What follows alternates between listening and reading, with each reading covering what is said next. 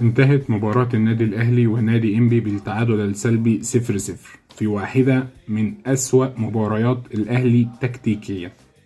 مباراة بعنوان الأهلي يفتقد الحلول، الأهلي يفتقد الجناح الهجومي المهاري. حتى حسين الشحات لما نزل ما كانش بيلعب في مكانه اللي هو الجناح الشمال، فما اعتقدش كان آخره يرفع لك عرضية، يعمل لك باك باص، يعمل لك عرضية أرضية. وما كانش فيه كان في زحمه داخل منطقه الجزاء، فما كانش في فعاليه على المرمى. هنا كولر هو اللي عليه اللوم كله. ليه؟ لانه ما جهزش المباراه بشكل كويس. لما اتزنق عمل ايه؟ لعب 4-2-4، رمى 2 في البوكس مع الاجنحه اللي مش موجوده. مفيش جناح كمركز جناح غير الشحات وتاو خلاص بيكتب او كتب نهايته. تاو النهارده اكرم توفيق عامل مراوغات اكتر منه، فتاو كده خلاص مع السلامه، مش محسوب كجناح في النادي الاهلي. اكرم توفيق زي ما قلت بيعمل مراوغات. مفيش جناح في الاهلي حاليا يقدر يقودك للفوز.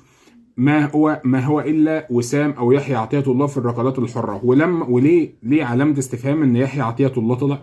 يحيى عطية الله ما يطلعش. لما يحيى طلع هنا جت ركله حره كان من مكان يحيى عطية الله مش مكان وسام، عشان كده وسام طلعها بره. طب انت بتطلع يحيى ليه؟ يحيى ما اشتكاش من حاجه. طب انت كنت بتنزل كريم ديبيس كجناح يمين، طب انت ما نزلتوش ليه جناح يمين؟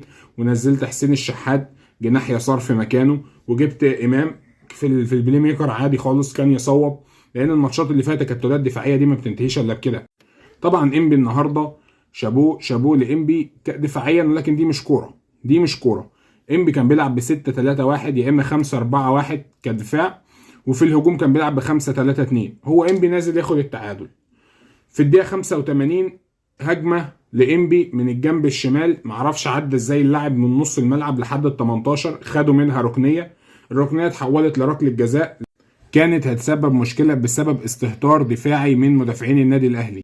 كتقييم لعيبه مفيش لاعب ياخد اكتر من 3، مفيش غير وسام ابو علي اللي يقدر ناخد قول 4 أو 5 عشان كان بيرجع يدافع. ده في الدقيقه 88 وسام ابو علي راجع يدافع ولعب هو الاوت من جنب كريم ديبيس اللي المفروض نازل بحيويه ونشاط، فتهاجم وتدافع. فهنا كان في علامات استفهام. ايضا هناك علامات استفهام على التحكيم. النهارده انذار احمد نبيل كوكا غير مستحق لان اللاعب بتاع انبي هو اللي خابط رجله. والانذار الثاني كان مستحق للاعب سمير محمد اللي هو لاعب مواليد 2006 لما مسك مصطفى شوبير في الشوط الثاني، برضه كان انذار المفروض انذار مستحق ما خدوش. فهنا ملخص المباراة: لا نلوم سوى مارسيل كولر بدأ يعمل حاجات غريبة في التشكيل في التاكتكس. النهاردة ما شفناش جملة، ما شفناش أي لعبة تستحق إن احنا نكسب. لو مشينا على هذا المنوال هنصعب الدوري علينا.